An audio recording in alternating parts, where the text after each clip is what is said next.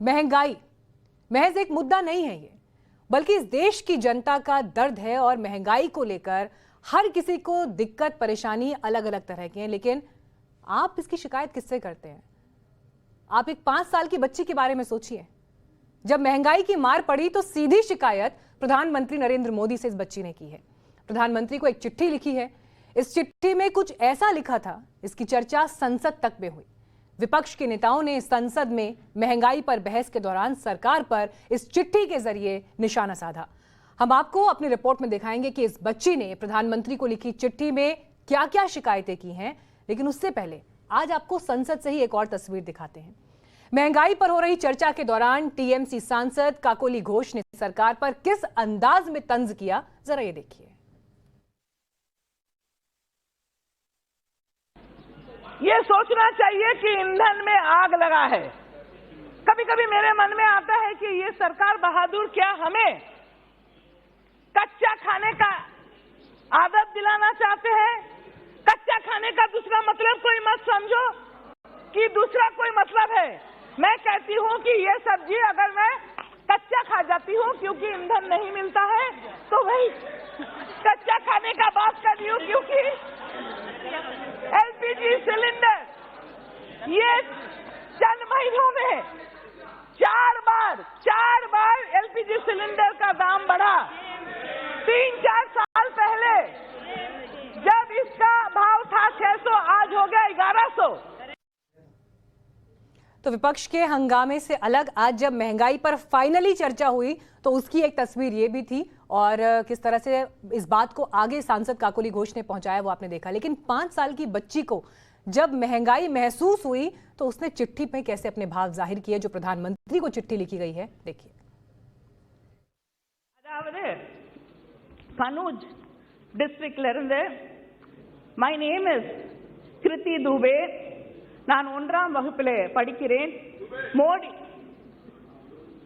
Dubey, Modi ji, you have caused immense price rise. Correct. Even my pencil and rubber have got costlier. The price of Maggi has increased too. Now my mother beats me for asking for a pencil. What shall I do? Lok Sabha में महंगाई पर चर्चा चल रही थी। DM के सांसद कनिमोझी करुणानिधि ने सरकार से सवाल करते हुए यूपी के कन्नौज की एक बच्ची का जिक्र किया। बच्ची ने महंगाई को लेकर प्रधानमंत्री को चिट्ठी लिखी। अब उस लड़की से मिलिए जिसने प्रधानमंत्री को ये खत लिखा है। पेंसिल और रबड़ और शार्पनर और मेरी प्यारी प्यारी मैगी इतनी महंगी क्यों हो गई है? महंगाई से सिर्फ हम और आप ही परेशान नहीं हैं, बल्कि ये 5 साल की बच्ची भी परेशान है। पेंसिल, रबड़ और शार्पनर तक महंगी हो गई है। परसों में मैगी लेने गई तो 5 रुपए की मैगी उसने 6 रुपए की दी। महंगाई का आलम ऐसे समझ लीजिए कि 5 साल की छोटी सी बच्ची को भी अब ये काटने लगा है। बच्ची अपनी फेवरेट चीज नहीं खा पा रही है। महंगाई इस देश का बहुत बड़ा मुद्दा है। इस मुद्दे पर गंभीर चर्चा होनी चाहिए। इस चर्चा की जिम्मेदारी देश के नेताओं के कंधों पर है, लेकिन जिस संसद में यह चर्चा होनी है वहां का आलम देखिए। Go back to your seat. Go back to your seat. Go back to your seats. इधर देश के बच्चों तक महंगाई की आंच पहुंचने लगी, वहीं इस देश के जिम्मेदार सांसद संसद में हंगामा करने लगे। महंगाई पर चर्चा क्यों नहीं हो पा रही है, कौन नहीं होने दे रहा, ये आपको आगे बताएंगे। लेकिन सबसे पहले इस बच्ची की पूरी पीड़ा सुनिए। यूपी के कन्नौज की रहने वाली 5 साल की कृति दुबे ने प्रधानमंत्री नरेंद्र मोदी को यह खत लिखा। खत पीएम तक पहुंचा या नहीं ये तो नहीं पता, लेकिन इस खत में जो बातें लिखी हैं वो देश के हर एक नेता को देखना जरूरी है। मेरा नाम कृति दुबे है, मैं कक्षा 1 में पढ़ती हूँ। मोदी जी, आपने बहुत महंगाई कर दी है, यहाँ तक कि पेंसिल और रबड़ भी महंगी कर दी है, और मेरी मैगी का दाम भी बढ़ा दिया है। मेरी माँ पेंसिल मांगने पर मारती है, मैं क्या करूँ? बच्चे मेरी पेंसिल चोरी कर लेते हैं। इस छोटी सी बच्ची की परेशानी जायज है, क्योंकि बिना पेंसिल के पढ़ाई लिखाई तो छोड़िए, वो आगे ऐसे खत भी नहीं लिख पाएगी। पेंसिल और शार्पनर पर अब 18% जीएसटी लगा दिया गया है। पहले ये 12% हुआ करती। 2 मिनट में बनने वाली मैगी भी 2 रुपए महंगी हो गई है। 70 ग्राम पैकेट की कीमत 12 रुपए से बढ़कर 14 रुपए हो गई है। बच्ची की माँ पेंसिल मांगने पर मारती है। मैगी भी महंगी हो गई है तो वर्चुअल नूडल से ही काम चलाना पड़ रहा है। अब माँ भी क्या करे, क्योंकि वो भी आटे, दाल और एलपीजी सिलेंडर के दाम बढ़ने से परेशान है। अब आपको लेकर चलते हैं संसद, जहां विपक्ष के कई दिनों के प्रदर्शन के बाद सोमवार को आखिरकार सरकार महंगाई के मुद्दे पर चर्चा करने के लिए तैयार हो गई। लेकिन जब सदन की कार्रवाई शुरू हुई तो विपक्ष का हंगामा भी शुरू हो गया। सदन की कार्रवाई दोपहर 2 बजे दोबारा शुरू हुई। विपक्ष ने महंगाई पर सवाल उठाया, सरकार ने अपना तर्क दिया, आंकड़े पेश किए और पूर्व की सरकारों पर भी निशाना साधा। लेकिन कुल मिलाकर टोपी ट्रांसफर चलता रहा। जब कच्चे तेल की कीमत 98.94 डॉलर हो गई तो पेट्रोल 96 रुपए 72 पैसे में बिक रहा है। 1 मार्च 2014 को एलपीजी सिलेंडर की कीमत 410 रुपए थी। 1 अगस्त 2022 को वो जो कीमत है वो बढ़कर 1003 रुपए हो गई। 1,44,000 करोड़ का 1,44,000 करोड़ का इन्होंने ऑयल बॉन्ड जारी किया सर। और आज 2020 के बाद से भारत सरकार को 10 साल का बॉन्ड था, वो 2011 के बाद जितने भी हुए, आज आप समझिए कि हम लोगों को लगभग 3.5 लाख करोड़, 1,44,000 करोड़ जनता को गुमराह करने के लिए, बचाने के लिए कि हम पेट्रोल, डीजल और एलपीजी का प्राइस कम कर रहे हैं, आज 3.5 लाख करोड़ भारत सरकार को लौटाना पड़ रहा है। विपक्ष और सरकार का अपना अपना तर्क, लेकिन एक सच्चाई तो यह है कि इस छोटी सी बच्ची की पेंसिल और रबड़ महंगी हो गई है। मैगी पहले 10 से 12 और अब 12 से 14 रुपए हो गई है। सवाल यही है कि क्या इस बच्ची की पेंसिल सस्ती होगी? देश की जनता महंगाई से कब तक मरती रहेगी? ब्यूरो रिपोर्ट, टाइम्स नाउ, नव भारत। तो अगर किसी को ये लगता है कि महंगाई मुद्दा नहीं, तो उन्हें आज कम से कम इस 5 साल की बच्ची की आवाज जरूर सुननी चाहिए। बहरहाल एक और अहम मुद्दे की बात, क्योंकि ये बड़ी खबर हमें जबलपुर से मिल रही है, जहां पर एक प्राइवेट हॉस्पिटल में अचानक आग लग गई। भीषण आग की जो तस्वीरें हैं वो इस वक्त आप स्क्रीन पर भी देख रहे हैं। हादसे में 10 लोगों की मौत हो गई, कहीं कुछ लोगों को गंभीर रूप से घायल होने की खबर भी सामने आ रही है। खबर यह भी है कि आग की वजह से जिन लोगों की जान गई या घायल हुए, उनमें से ज्यादातर अस्पताल का स्टाफ है।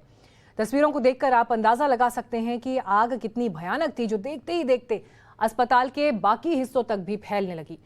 इस हादसे के बाद सीएम शिवराज सिंह चौहान ने मृतकों के परिजनों के लिए 5-5 लाख रुपए के मुआवजे की घोषणा की है। साथ ही घायलों को 50-50 हजार रुपए के मुआवजे की घोषणा की गई।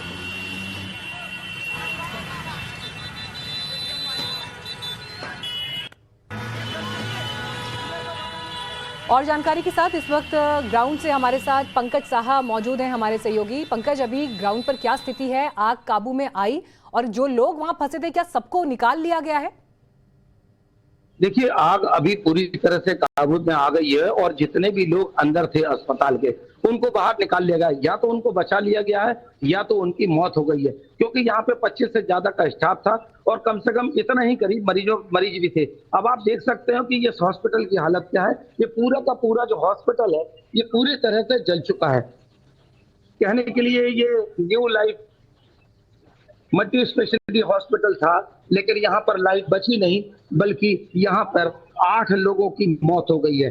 5 लोग जो वो थे जो यहाँ पे अपना इलाज कराने के लिए आए हुए थे और 3 लोग वो थे जो यहाँ के स्टाफ थे और उसमें एक नर्स भी शामिल थी। और मैं आपको बता दूं कि एक 12 साल का बच्चा भी यहाँ पर, उसकी भी मौत हो गई है।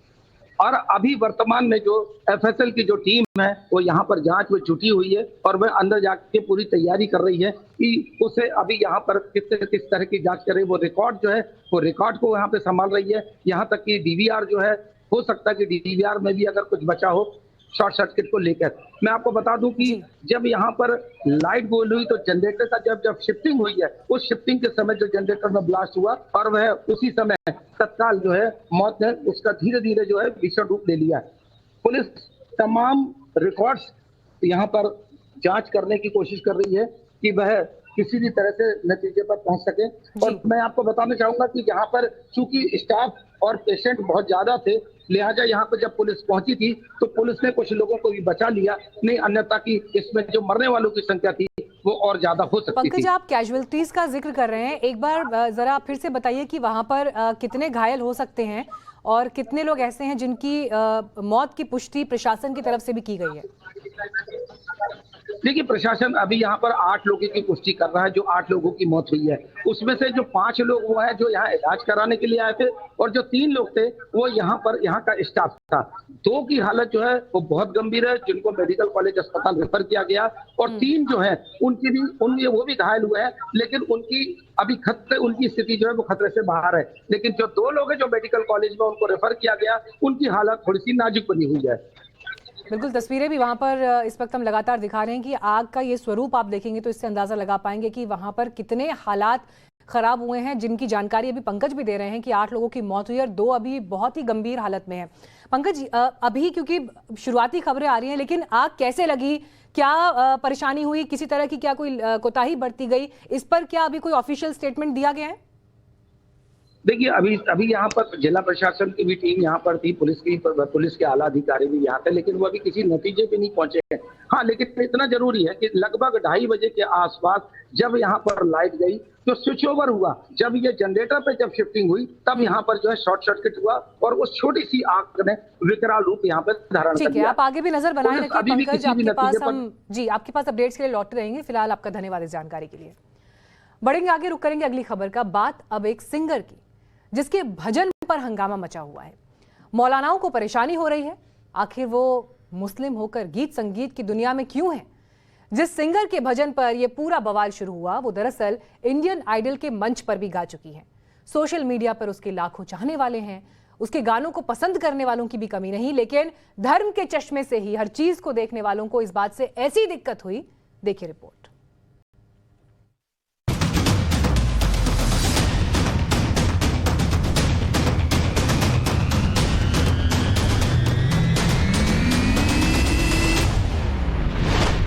ऐसे न जाने कितने बड़े चेहरे हैं, कितनी शख्सियतें हैं, कितने बॉलीवुड कलाकार हैं, कितने ही गीतकार हैं जो इस्लाम को मानते हुए भी गीत संगीत को इस्लाम में हराम नहीं मानते। ना इन्हें इस काम के लिए कभी कोई दिक्कत हुई, ना ही कभी इन्हें कोई परेशानी हुई, ना ही इन्हें किसी ने बताया कि ये काम तो इस्लाम में हराम है। लेकिन अभी एक मुस्लिम सिंगर ने एक शिव भजन क्या गा दिया, उसे लेकर हंगामा मचा हुआ है। मौलाना परेशान हैं कि शरीयत तो इसकी इजाजत ही नहीं देता। देखिए, इस सिलसिले में मैं यही कहूँगा कि इस्लाम के अंदर किसी भी तरीके का नाच गाना जायज़ नहीं है। जो भी नाच गाना करते हैं या गाना गाते हैं वो शरन जायज़ नहीं है, हराम है, और हराम काम से मुसलमान को परहेज़ करना चाहिए। तो इस औरत ने जो गाना गाया है शरन जायज़ नहीं है, हराम है, इसको अल्लाह रब्बुल इज़्ज़त से तौबा करनी चाहिए। नहीं, इस्लाम से तो खारिज नहीं होते, लेकिन जिस तरीके की हरकत उसने की है, गाना गाया है, इससे उसको गुनाह मिला है, हराम काम किया है। तो हम उसको यही मशवरा देंगे कि हराम काम से परहेज करे, अल्लाह रब्बुल इज़्ज़त से तौबा करे। अल्लाह गफूर रहीम है, माफ़ फरमाने वाले हैं, माफ़ फरमा देंगे।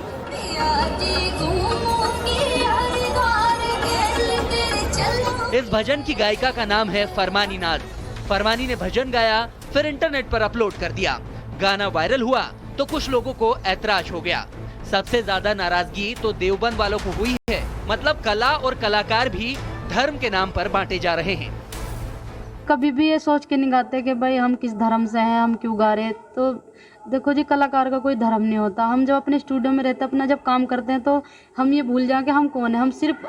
हम कलाकार हैं, तो हम सिर्फ ये समझ के गाते हैं कि हमारा काम है लोगों को अच्छा सुनाने का, क्योंकि वो हमारा इंतज़ार करते हैं, हमारे जो ऑडिशन है कि कुछ नया लाए। तो इसी वजह से हम कव्वाली भी गाते हैं। हमारा कव्वाली का भी चैनल है नाज नज़म के नाम से, और हमारा भक्ति का भी चैनल है।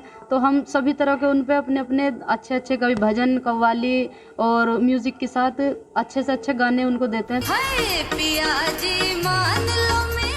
फरमानी नाज जब इंडियन आइडल के मंच पर अपनी आवाज का जादू बिखेर कर मुजफ्फरनगर का नाम रोशन कर रही थी, उस वक्त किसी को कोई दिक्कत नहीं थी। लेकिन जैसे ही सावन के महीने में शिव भजन गाकर YouTube पर व्यूज बटोरने लगी, तो मौलाना को दिक्कत होने लगी।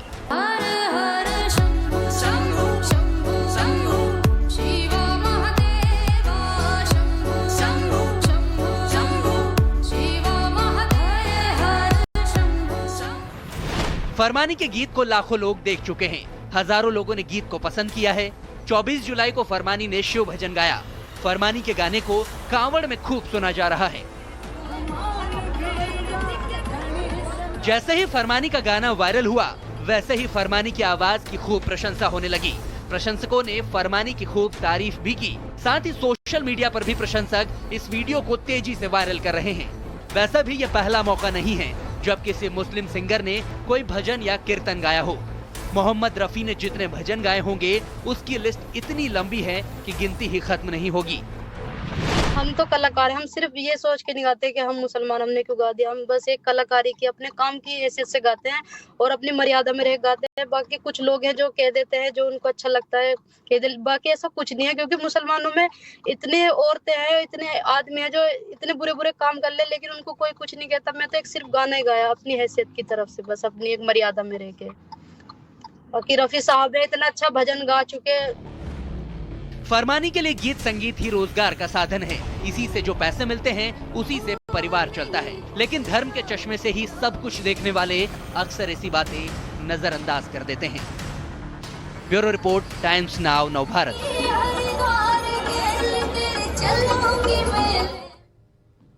अब आपको लेकर चलते हैं उत्तर प्रदेश, जहां परीक्षा हॉल में बैठकर खेल कराने वाले गैंग का भंडाफोड़ हुआ है। यूपी के अलग अलग जिलों में रविवार को लेखपाल की परीक्षा हो रही थी और इसी दौरान जांच दल को पता चला कि कुछ छात्र अनोखे तरीके से परीक्षा में चोरी कर रहे हैं। फिर क्या हुआ और कैसे स्टूडेंट्स पकड़े गए, देखिए रिपोर्ट।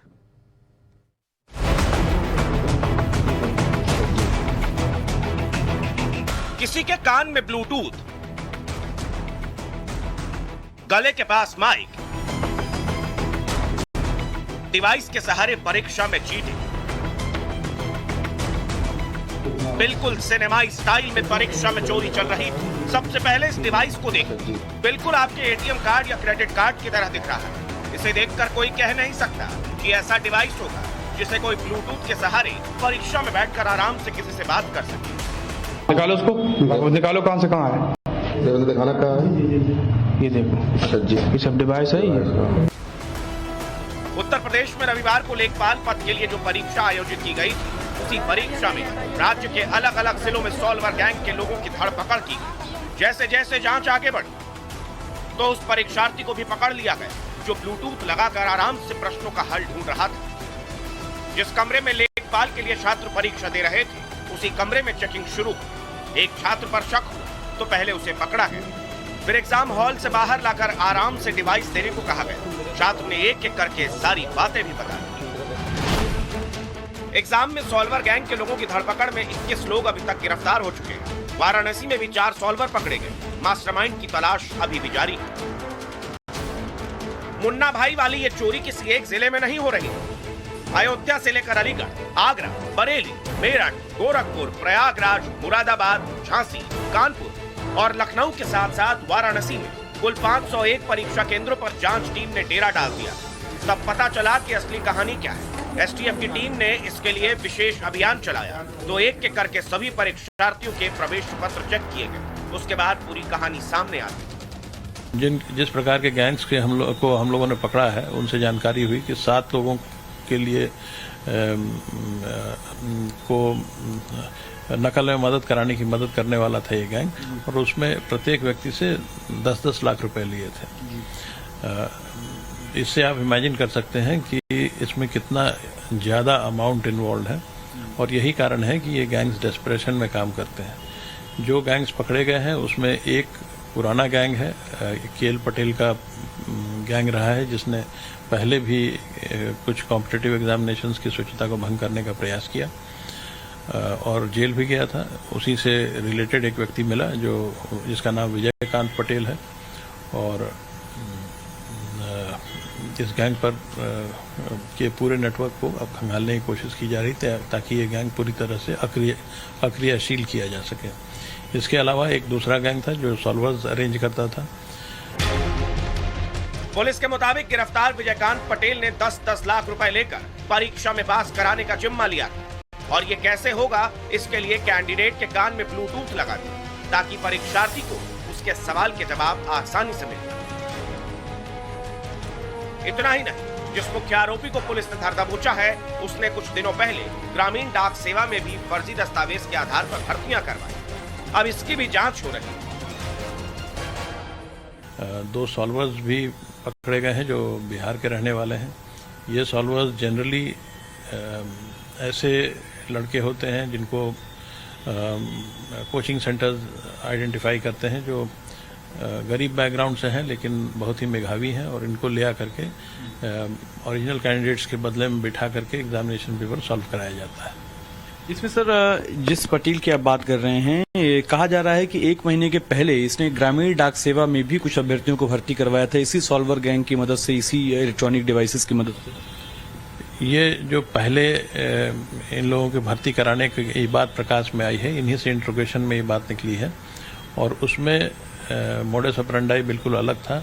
उसमें इन लोगों ने फेक डिग्रीज को अरेंज किया और इन फेक डिग्रीज के माध्यम से रिक्रूटमेंट कराया। पुलिस इस केस में संलिप्त एक शख्स को गिरफ्तार करने की कोशिश में जुटी है ताकि पता चल सके कि इन सब के पीछे मास्टरमाइंड कौन है। ब्यूरो रिपोर्ट, टाइम्स नाउ, नव भारत। तो ये तो परीक्षा में पकड़े गए मुन्ना भाई की तस्वीर और खबर हमने आपको दिखाई, लेकिन कार्यक्रम की शुरुआत महंगाई की चर्चा के साथ हुई थी और लोकसभा में चर्चा आज भी चल रही है, जिसकी एक तस्वीर हमने आपको दिखाई थी कि कैसे काकोली घोष ने एक कच्चे बैंगन को तोड़कर ये दिखाया कि अब तो ऐसे ही खाना पड़ेगा क्योंकि ईंधन जो है महंगा हो चला। लेकिन देखिए, पास में ही बैठी हैं उनके साथ टीएमसी की सांसद महुआ मोइत्रा, और उनके साइड में आपको एक बैग रखा हुआ दिखाई दे रहा है, लुई विटॉन बैग, बड़े ब्रांड का, बड़े दाम का। और जैसे ही देखिए ये चर्चा शुरू हुई और कच्चे बैंगन को निकालने का वक्त आया, उन्होंने फौरन बैग को उठा के नीचे रख लिया। क्यों ऐसा किया, वजह आप समझ सकते हैं, क्योंकि जब बैंगन को कच्चा चबाते हुए महंगाई की चर्चा को एक आयाम, एक पहलू उसका दिखाया जा रहा है आम आदमी की जिंदगी का, तो ऐसे में 2 लाख की कीमत वाले बैग की तस्वीर अगर दिख जाती तो चर्चा कहीं व्यर्थ ना हो जाती, मकसद कहीं व्यर्थ ना हो जाता। तो उन्होंने नीचे छिपा लिया बैग फौरन, लेकिन कैमरे की नजर से ये क्षण बच नहीं पाया और उसके बाद जो हुआ वो तस्वीर इस वक्त आपके सामने है।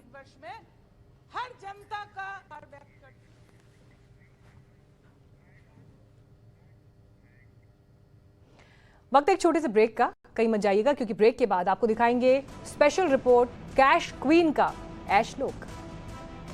और वक्त है हमारी स्पेशल रिपोर्ट का, जिसमें आपको दिखाएंगे कैश क्वीन के ऐश लोक की अनसुनी और अनजानी कहानी। बंगाल कैश कांड में पार्थ चैटर्जी और अर्पिता मुखर्जी पर सबसे नया खुलासा हुआ है। यह खुलासा एक पूर्व लेडी प्रोफेसर ने किया है और उस प्रोफेसर का दावा है कि वो अर्पिता और पार्थ के ऐसे सच को जानती है जिसे कोई नहीं जानता। क्या है वो सच, देखिए।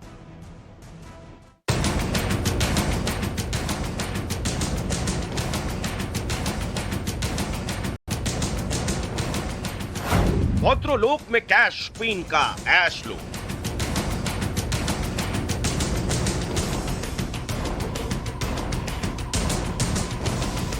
जैसे निकल रही थी तो मुझे किसी ने कहा कि मैडम को देखा आपने, तो मैंने कहा मैडम कौन, तो फिर कहा कि बहुत खास है। नंबर 2 की नंबर 1 का व्हाट्सएप चैट ली। मिस्टर रोमियो बन के जो सामने आ गया उनका चेहरा, ये तो हम लोगों के लिए बिलीव करना इतना मुश्किल था। रोमियो की रंगीन कहानियां, अर्पिता, मोनालिसा और कौन कौन। हमको कई बार डायमंड हार्बर से कोई फ़ोन करके कहते थे कि मिस्टर रंगीला देखो यहाँ पे उनके गर्लफ्रेंड को लेके आए। कभी शांति निकेतन से बोलते थे कि देखो मिस्टर रोमियो यहाँ पे गर्लफ्रेंड। तो हम सोचते थे कि ये आइदर झूठ है और नहीं तो फिर क्या है, या कि इनके साथ कौन जा रहे हैं।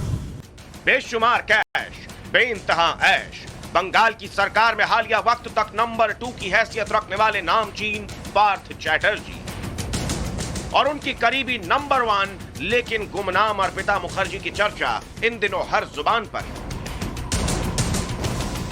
सवाल हर जहन में है, लोअर मिडिल क्लास की अर्पिता मुखर्जी कैश क्वीन कैसे बनी?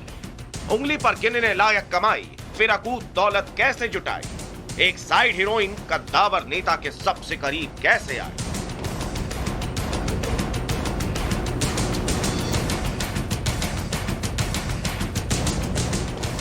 बेहतर होता इन सवालों के जवाब अर्पिता और पार्थ चैटर्जी ही दे देते, जो फिलहाल ईडी के शिकंजे में है और नोटों के इस पहाड़ से पिंड छुड़ाने की जुगत में भी। लेकिन इस बीच पूर्व प्रोफेसर और पूर्व टीएमसी नेता बैशाखी बनर्जी सामने आई है, जो पार्थ चैटर्जी को बेहद करीब से जानने के दावे करती है। पार्थ चैटर्जी के बीवी के देहांत हुआ और उनके बीवी के श्राद्ध में हम गए तो देखा कि उनके रूम में पूरा में शायद 1-1.5 घंटा थी, तो पूरा वो 1-1.5 घंटा एक और लड़की भी वहाँ पे बैठी हुई थी। तो मुझे लगा कि वो पार्टी की ही कोई लड़की होगी। विदाउट मेकअप तो उनको ज़्यादा कुछ एकदम एक्स्ट्रॉर्डिनरी नहीं लग रही थी। फिर मैंने एक को पूछा कि जैसे निकल रही थी तो मुझे किसी ने कहा कि मैडम को देखा आपने? तो मैंने कहा मैडम कौन? तो फिर कहा कि बहुत ख़ास है ये। तो मैंने सोचा कि ठीक है, उनका कोई अच्छी दोस्त होगी। वैशाखी के मुताबिक पार्थ के कमरे में जो लड़की मौजूद थी वो कोई और नहीं बल्कि अर्पिता मुखर्जी थी। अर्पिता और पार्थ का रिश्ता क्या कहलाता है, इसे लेकर दबी जुबान में तरह तरह की कहानियां सामने आ रही हैं। इनके कैश लोग की कई तस्वीरें दुनिया के सामने आ चुकी हैं, लेकिन अब पार्थ के कैश लोग के किस्से भी छन छन कर सामने आ रहे हैं। कि उनको एक्चुअली हम लोग कॉमिकल कैरेक्टर से ज़्यादा जुड़े हुए सुनते थे। हाँ, हम लोगों के बंगाली का एक फेमस कैरेक्टर है कुमड़ो पोटाश, तो उनके साथ जुड़े हुए ऐसे लोग कहते थे कि कुमड़ो पोटाश कुमड़ो। मगर अचानक मिस्टर रोमियो बन के जो सामने आ गया उनका चेहरा, ये तो हम लोगों के लिए बिलीव करना इतना मुश्किल था, सच पूछिए। क्योंकि एक तरफ उनका प्रोफाइल, दूसरे तरफ उनका ये रोमांटिक एंडेवर्स, तो हम लोग सब पजल्ड हो गए कि आखिर सच्चाई क्या है। क्योंकि कभी कभी पार्थो चैटर्जी के जैसे इंसान अगर आपके आंखों के सामने भी कोई रोमांस करेंगे ना तो आपको बिलीव करना बहुत मुश्किल है, क्योंकि उनको देख के रोमांस जागना भी तो बहुत मुश्किल होता है ना। पार्थ के इस अनसुने पहलू को सुनकर आपको हंसी आ रही होगी, लेकिन इस पहलू के अगले चैप्टर को सुनेंगे तो दंग रह जाएंगे। अभी कुछ सालों से एक्चुअली हमको लगा कि कोरोना की वजह से बहुत जो टाइम मिला उनको, उससे उन्होंने ये टाइटल लोगों से मिला उनको। क्योंकि हमको कई बार डायमंड हार्बर से कोई फ़ोन करके कहते थे कि मिस्टर रंगीला देखो यहाँ पे उनके गर्लफ्रेंड को लेके आए। कभी शांति निकेतन से बोलते थे कि देखो मिस्टर रोमियो यहाँ पे गर्लफ्रेंड। तो हम सोचते थे कि ये आइदर झूठ है और नहीं तो फिर क्या है, आकि इनके साथ कौन जा रहे हैं। पार्थ अर्पिता की कहानी में एक और किरदार मोनालिसा भी सुर्खियों में है। वो कौन है और कैसे उसने कामयाबी की सीढ़ियां चढ़ी, ये भी आपको वैशाखी बनर्जी की जुबानी सुनाते हैं। मोनालिसा दास के बारे में मुझे ज़रूर पता था कि वो पार्थो चैटर्जी के ज़रिए ही यूनिवर्सिटी घुसे और एक के बाद एक जो तरक्की उन्होंने हासिल की गैर कानूनी तरीके से, वो सब पार्थो चैटर्जी की वजह से ही है। और मोनालिसा दास ये नहीं था कि सिर्फ पार्थो चैटर्जी का गर्लफ्रेंड था, बहुत सारे तृणमूल लीडर का दरवाज़ा खटखटाते हुए वो पहुंचे पार्थो चैटर्जी के पास। दूसरे लीडर्स उनको ज़्यादा शायद भाव नहीं दिया, इनको उन्होंने पूरा कब्जा करके यूनिवर्सिटी को खुद के कंट्रोल में ले ली। ये आरोप वैशाखी के हैं, जिसकी पुष्टि हम नहीं कर रहे हैं। सच क्या है ये मोनालिसा और पार्थ को ही मालूम है। लेकिन अब हम आपको एक बार फिर अर्पिता के ठिकानों से बरामद हरे और गुलाबी नोटों के पहाड़ की तरफ ले चलते हैं।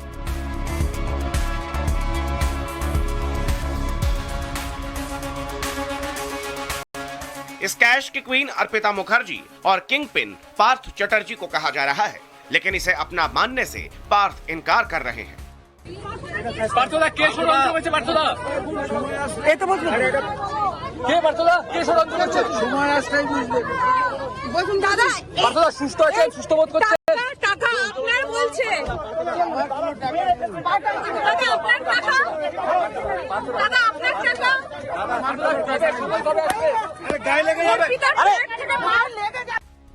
जबकि पार्थ की राजदार अर्पिता ईडी के सवाल जवाब में सारे राज खोल रही है। सूत्रों के मुताबिक उसने बड़ा खुलासा करते हुए कहा है कि उनके घर से मिला पैसा किसी और का नहीं बल्कि पार्थ चटर्जी का है।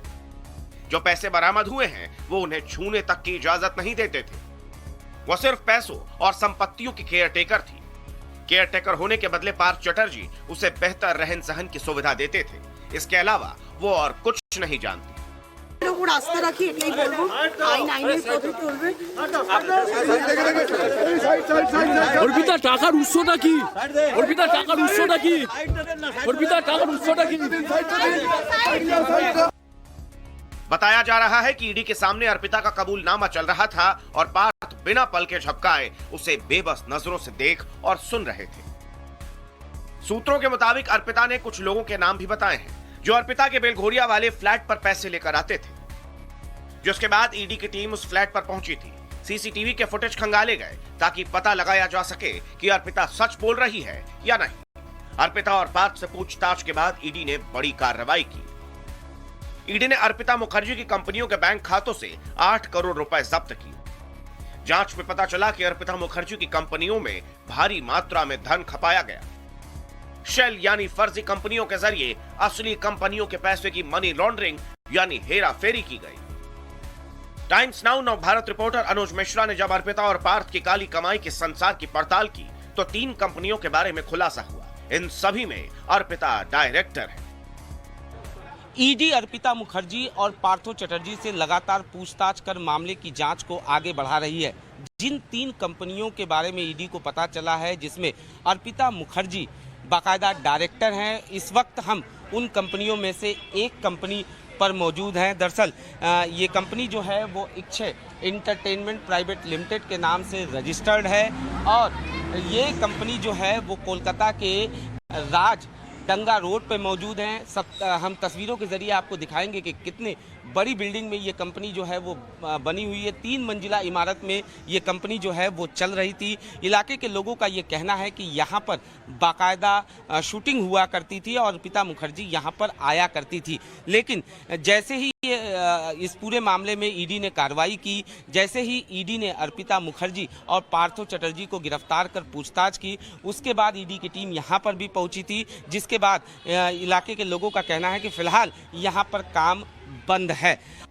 पड़ताल के दौरान हमारे संवाददाता ने जब आसपास के लोगों से बात की तो अर्पिता और पार्थ के मनी गेम का खुलासा हो गया। हमारे साथ इलाके के कुछ लोग मौजूद हैं, उनसे बात करते जानने की कोशिश करते हैं कि ये कंपनी कब से चल रही थी, कौन लोग यहाँ पर आ रहे थे और यहाँ पर क्या काम हो रहा था।